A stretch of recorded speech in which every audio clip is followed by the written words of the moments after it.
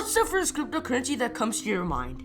It's probably Bitcoin. Like, even 5th graders know about it. But if you watch any video about it, only old people are talking about it. So I decided to give you my thoughts on Bitcoin in general, the current state of Bitcoin, and what I think is the future of it. And make sure to take this with a grain of salt, subscribe, and remember that I'm not a professional. But if you did think that I'm a professional, then please go to a mental hospital.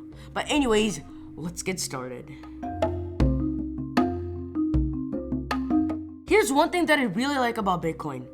There's a limited supply of it. Like, imagine if that happened with the US dollar.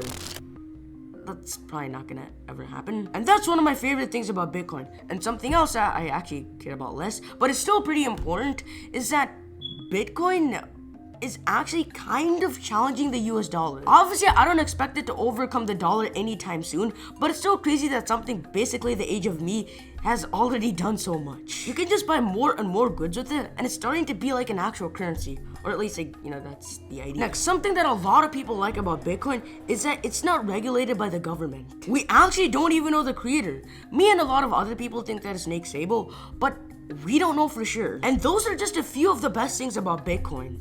But none of those matter if Bitcoin doesn't recover from this crash. As of recent times, Bitcoin has not been doing it very well. It has been crashing, like duh.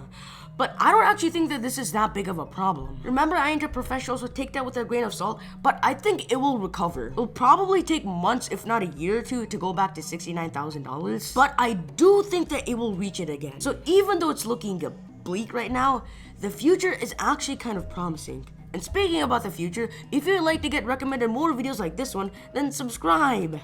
But anyways, let's talk about the future of Bitcoin. Mainly, let's talk about if Bitcoin will ever reach $1 million.